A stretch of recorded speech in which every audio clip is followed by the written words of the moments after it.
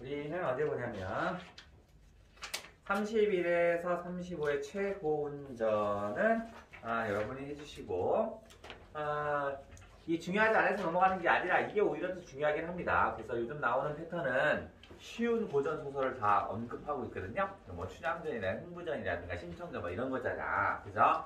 또 익숙한 지문이 뭐냐면 최고 운전도 익숙한 지문입니다. 근데 이거는 제가 혼자 할 수 있으니까 해주시고 중요하지 않다는 얘기 아니라 중요하다.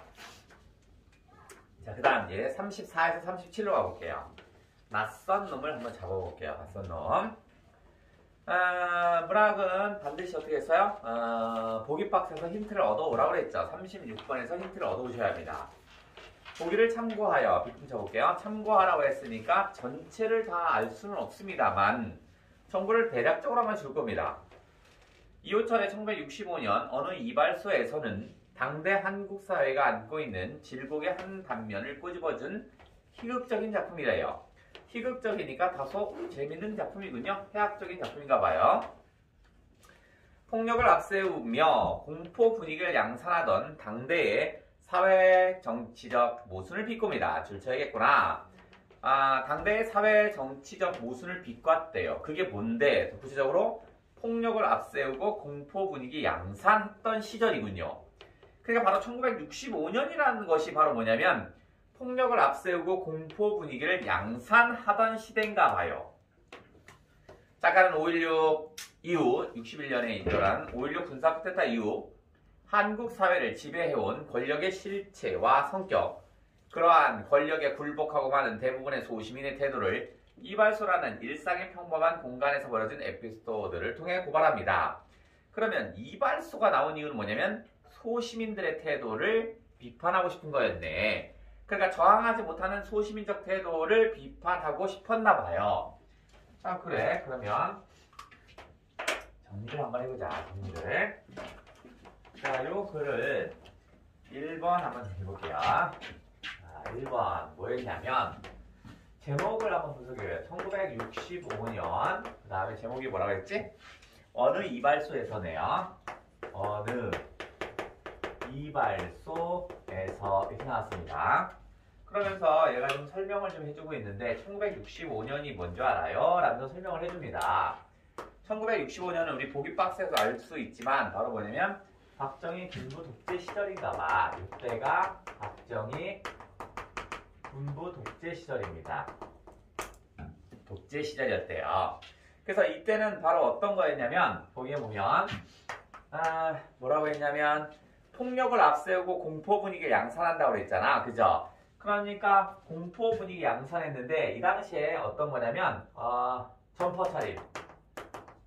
점퍼 차림의 어떤 뭐랄까 요원이라고 해서 뭐 형사? 그 다음에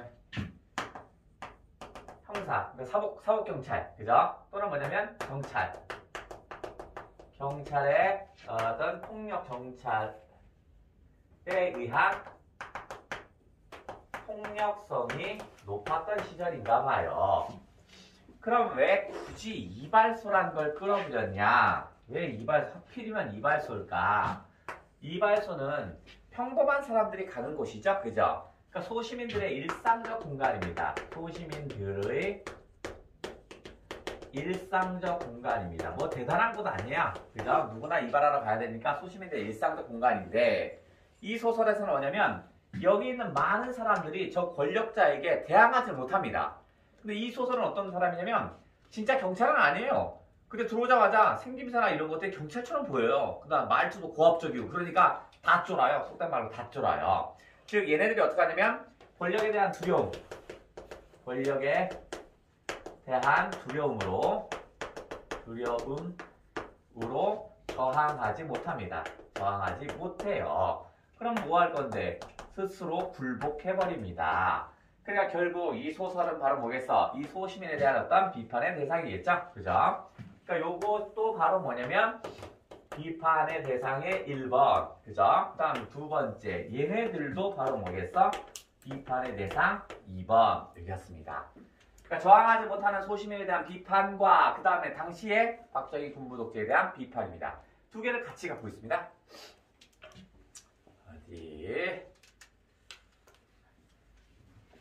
다시. 두 번째 전체 내용을 한번 해보자.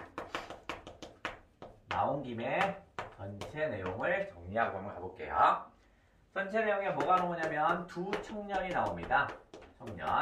청년 1과 청년 2 두 명이 나오는데 이놈이 갈등을 불러일으키는 놈들입니다. 얘네들이 세모입니다.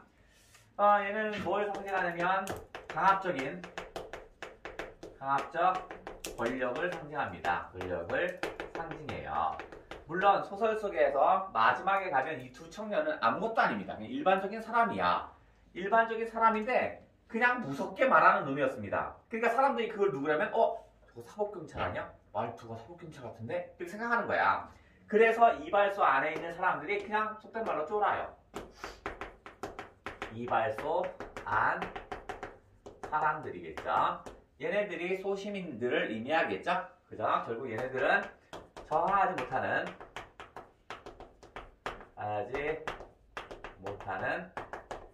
소시민들을 상징하고 있습니다. 그러니까 결국 이렇게 둘이 대립하고 있지만 얘는 뭐 우리가 이렇게 일반적으로 한번 볼게요. 저항을 하고 있으니까, 대립하고 있으니까. 하지만 비판의 대상들입니다. 자, 우리 길지 않으니까 한번 슬쩍 한번 읽어봐서 대략적인 내용을 한번 추려볼게요. 사실은 이호철은 전쟁문학의 대가거든요. 그래서 그쪽으로 정리를 한번 해볼 거고. 보자. A, B가 묶여있는 상태인데 소설은 등장인물의 동그라미시죠. 그 녀석의 아예 세모를 쳐보자. 얘가 청년들입니다. 박씨 앞에서 박씨 동그라미. 박씨는 뭐 하냐면 이발장이야. 박씨 앞에 사태질을 하듯이 또 거센 소리를 질렀습니다. 검초록색 잠바에 통이 좁은 깜장색 바지 차림에 30 남짓 되어 보이는 사내였습니다. 이게 누구냐면 그 녀석입니다. 근데 검초록색 잠바에 좁은 깜장색 바지를 입은 게 뭐냐면 그 당시에 사법경찰들의 일반적인 복장이야. 사법경찰들이. 그러니까 그걸 딱 보자마자 이거 사법경찰 아닌가 뭐 이런 위압감이 드는 거야. 짧게 깎은 앞머리, 거기다 또 앞머리도 깎는 거야. 우리 지나가다 보면 그런 느낌 있잖아. 저거 조폭아냐? 이런 느낌이 드는 애는 있잖아. 전형적인 양복에 깍두기 머리에 깜장색 양복 이런 거 있잖아. 그런 거야. 짧게 깎은 앞머리가 가지런히 일어서 있고 손에는 오리 굵은 깜장 모자를 들었습니다. 칼칼하게 야인 몸매지만 서슬이 선 눈매였고 눈매는 또 날카로워요. 하관이 빠르고 얼굴색도 까무잡잡합니다. 앞니에 금리 2개를 해박았습니다. 그냥 외양묘사인데 다 사법각 경찰처럼 보였나봐. 구두가 인상적으로 서늘하게 생겼습니다. 구두가 서늘하대요. 의인화 시켰네요. 그러니까 신은 놈이 아주 서늘한 놈이니까 구두도 서늘하게 보여요. 이 말이야. 구두방에 진열되어 있는 구두는 구두에 불과하지만 일단 사람의 발에 신기면 구두도 그 주인의 위인과 더불어 그 댐댐이와 더불어 그 사람의 댐댐이에 따라서 주인을 닮아가게 마련입니다. 끝이 뾰족하게 반들반들 윤기를 내고 있습니다. 해프고 사근사근하고 무르고 게다가 병역 기피자인 박씨는 그럼 줄쳐라. 박씨에 대한 정보가 쭉 나왔네. 박씨는 성격을 직접적으로 제시했습니다. 해픈 성격에 사근사근하고 무른 성격입니다. 하지만 병역 기피자인 거야. 대본이 거칠한 얼굴이 됐습니다. 그러니까 박씨는 깜짝 놀란 거죠. 야, 이거 사법경찰에 나 잡으러 왔다. 이렇게 생각하는 거야. 처음부터 나오는 것이 예사 손님 같진 않았습니다. 그러니까 그 녀석, 즉 그 청년의 포스가 남달랐다 이런 얘기입니다. 야, 이거 사법경찰 같은 거야. 박씨가 얘기합니다. 글쎄 앉으십시오. 빨리 해드릴 테니. 얼마나 빨리 돼? 몇 분에 할 수 있어? 거의 뭐 처음부터 고압적이고 반말로 찍찍합니다. 이 양반 참 급하기도. 뭐? 양반? 어따 대고 반말이야. 넌 말도 심해. 그러니까 이 박씨 입장에선 야, 이거 진짜 사법경찰인가? 이렇게 생각하는 겁니다. 지금. 앉았던 손님 두엇 동그라미입니다. 다양하게 있는 소시민들이야. 이발소 안에 있는 사람들. 거울 속에서 힐기 쳐다봤습니다. 그리고 거울 속에서 눈길이 부딪힐 듯 하자 누구와? 청년과. 급하게 외면을 했습니다. 왜냐면 눈길을 마주치면 어떻게 해서 너 왜 째려봐? 너 한번 경찰서 조사 한번 받을래? 이렇게 될 거니까. 경찰서에 조사 받으면 없던 죄도 생기니까 무서운 거야. 세발대에 세면대 정도 되겠죠? 두 소년 동그라미. 우르르 머리를 이편으로 내밀고 구경을 하고 손이 빈 민씨 동그라미, 김씨 동그라미 구석 쪽 빈 이발 의자에 앉아 묵은 신면을 보다가 말고 몸체만을 엉거주 춤 돌렸습니다. 뭔 소리야? 뭐 싸움 났나? 뭐 쳐다본 거지. 다 소시민들이겠죠. 청년은 다시 이발소 안을 둘러보다가 그 눈길이 주인에게 감어졌습니다. 다시 등장인물 등장. 주인도 여전히 양발 신은 두 발을 두 손으로 주무르면서 마주 올려다봤습니다.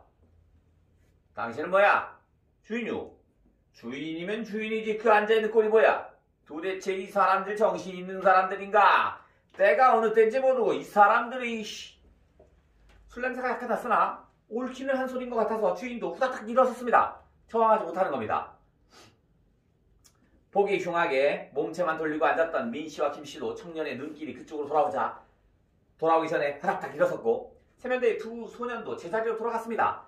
다 죄진 게 없는데 어떻게 했어요? 권력자라고 생각하고 지가 스스로 굴복합니다. 기운 오후에 느슨느슨한 분위기에 잠겨있던 이발소 안이 갑자기 싸늘해졌습니다. 긴장감 훨씬 나네요. 펑퍼짐하게 모로 누웠던 이발소 기구들이 삐죽삐죽 일어선 듯하고 이제 이발소의 기계까지도 깜짝 놀랐어요. 뭐 이런 정도인가 봐. 그러니까 그 당시 이발소의 분위기가 삭막했어요. 살벌했어요. 이런 얘기 하나 보죠. 그렇다고 금빛, 은빛, 금속 기구들이 사방에서 번쩍거렸습니다. 맹렬하게 하품을 하던 사람들이 모두 정신이 번쩍 들었습니다. 주인이 나서면서 허리를 굽신하며 공손하게 말했습니다. 그러니까 청년이 높은 권력자라고 생각한 거야. 지리심작으로.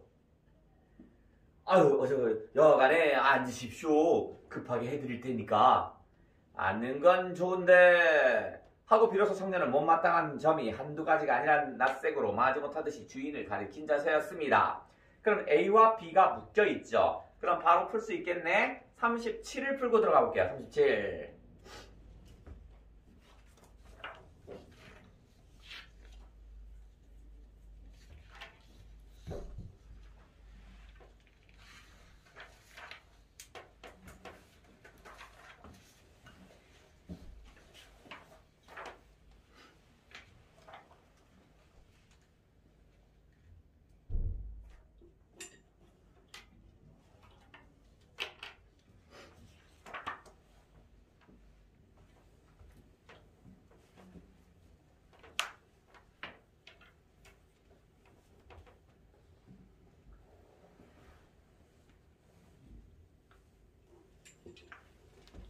어디 1번 A는 특정 소재에 대한 서술자 견해 구두는 신은 놈에 따라서 달라 보인다고 그랬죠? 오케이.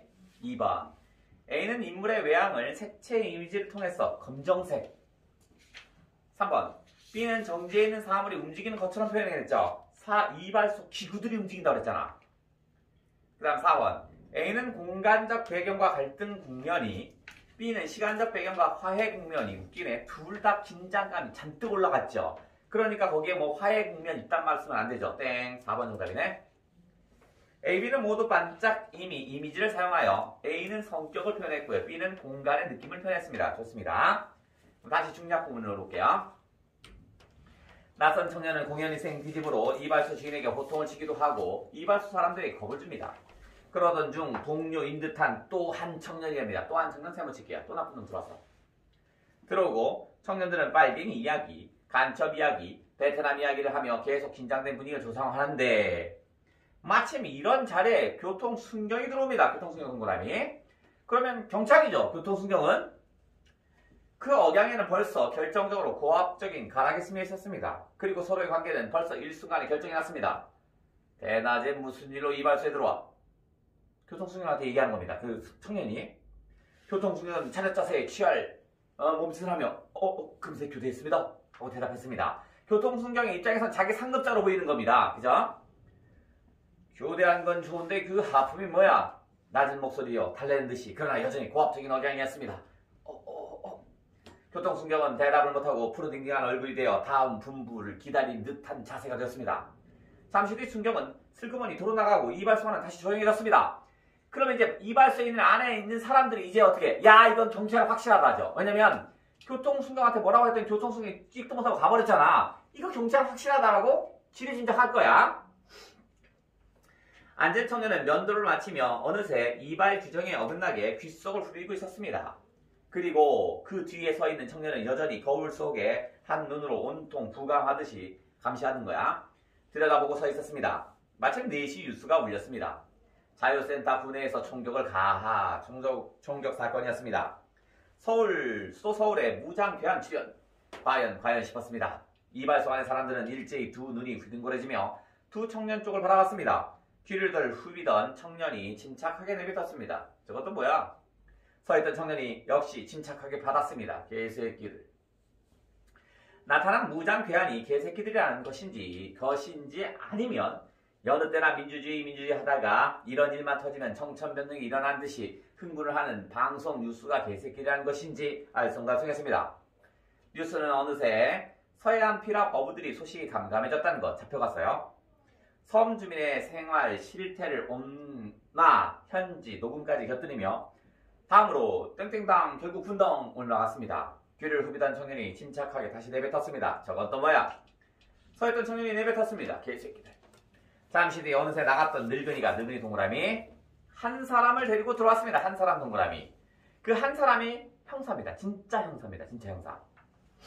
사복 차림인데 신분증을 내보이며 두 청년에게 불신 검문을 했습니다. 너 뭐야? 그러니까 늙은이가 진짜 형사를 데리고 온 거야. 이상한 놈 있습니다. 진짜 데리고 온 거야. 그들이 뭐야? 청년이죠. 신분증을 내보이며 삐죽삐죽 웃기까지 하며 대한민국의 일개 시민임을 밝혔습니다. 별거 아닌 놈이었어요. 이발소 안의 사람들은 여전히 겁에 질려 있었습니다. 그들 두 청년은 관명사칭을 하지도 않았고 내가 어디 뭐 경찰서 서장 아들이야 이런 얘기도 안 했다고요. 이렇다 할 월권도 한 적이 없습니다. 너 임마 구속할 거야 이런 말 한 적도 없어. 그들은 모두 빠릿빠릿해지고 항상 준비태세를 지니고 사회기강을 확립하자고 강조했을 뿐입니다. 강조하는 방법이 틀렸지 모르겠지만 그런 것이 죄과에 해당할 만한 법조문은 없었습니다. 그들은 일단 연예인이 되었으나 곧 석방이 됐습니다. 왜냐면 죄진 게 없죠. 거짓말한 것도 아니고 이발소 좀 빨리빨리 좀 해주세요. 이게 죄가 되는 건 아니잖아. 그죠? 이발 빨리빨리 해야지. 지금 자고 있으면 어떻게 해? 빨리 해줘. 이게 죄가 되는 건 아니잖니? 자, 그러면 34, 35, 36 풀어줍니다.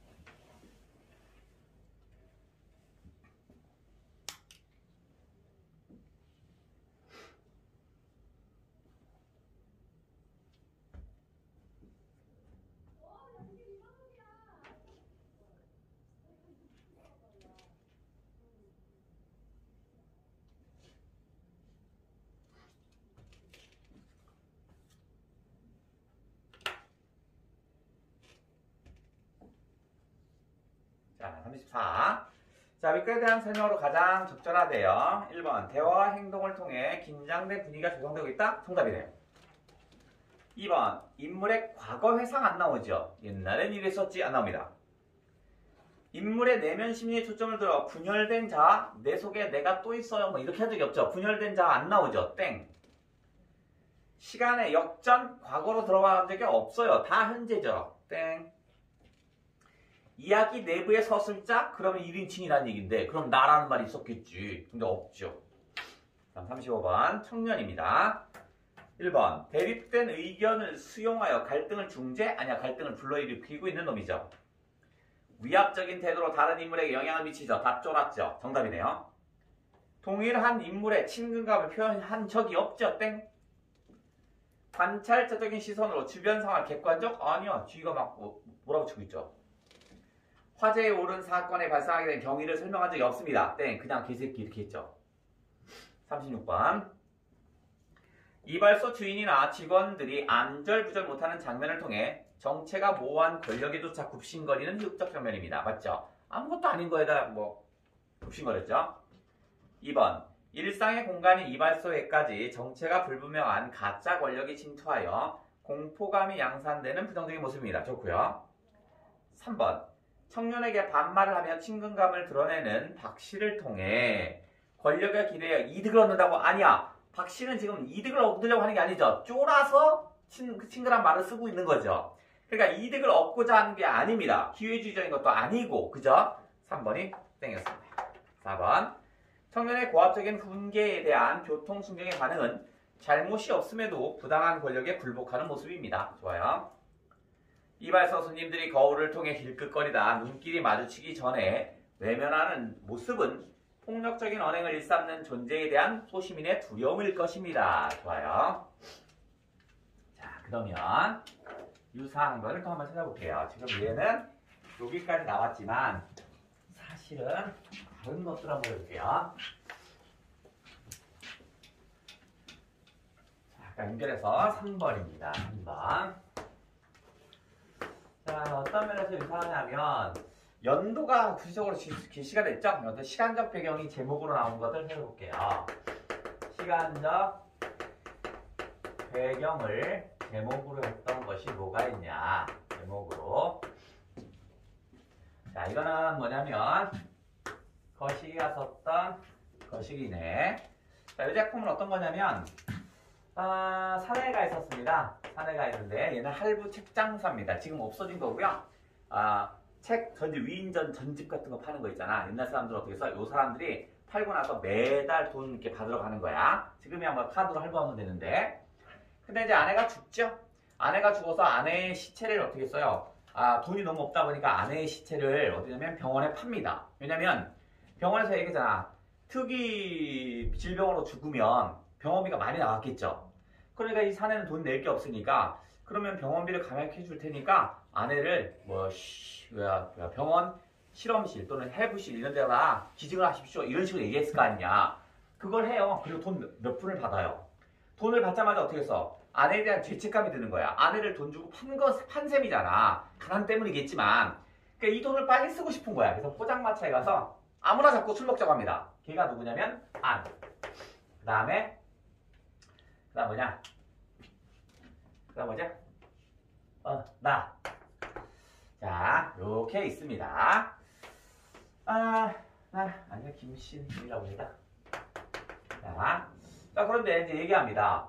서로 인사하고 나서 끝납니다. 그리고 나서 술 먹고 이제 바깥으로 나와요. 근데 사내는 자꾸 어떻게 해서 얼굴 합토나 칩시다 라고 해요. 여관비 내가 낼 테니까 합토나 칩시다 해서 의존적인 경향을 보입니다. 그 다음에 얘한테도 의존적인 경향을 보여요. 근데 아는요, 난 몹시 피곤합니다. 넌 당신들끼리 화토를 치시오. 이렇게 합니다. 그러니까 얘는 어떻게 하냐면, 냉소적으로 반응을 합니다. 근데 김이 봤을 때는, 얘 좀 이상하다. 얘는 뒤질 것 같은데. 이런 느낌이 잠깐 들어요. 그래서 어떻게 하냐면, 우호적으로 반응합니다.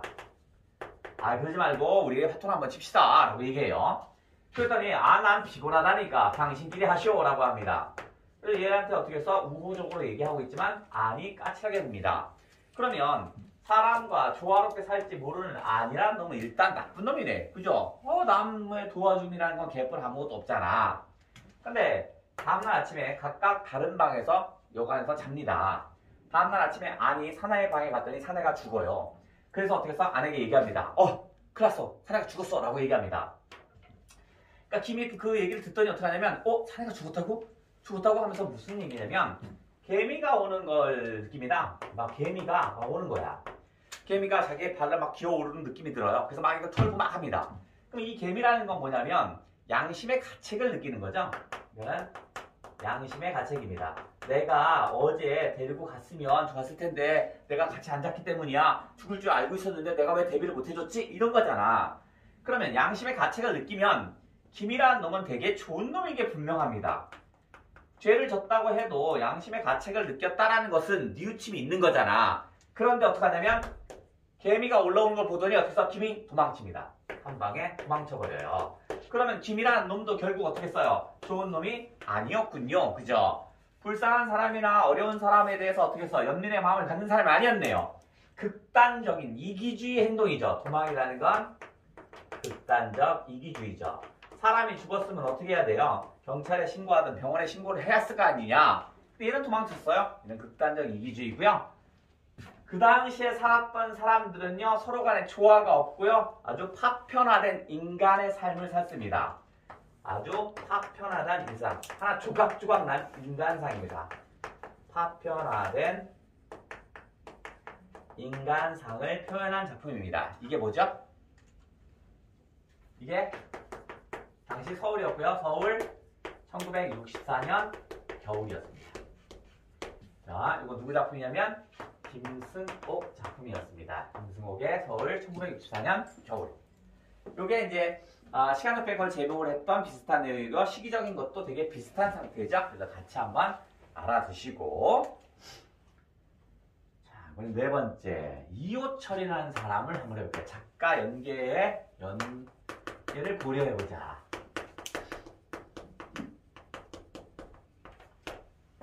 자, 작가 연계를 고려해서 유명한 작품을 한번 해볼게요.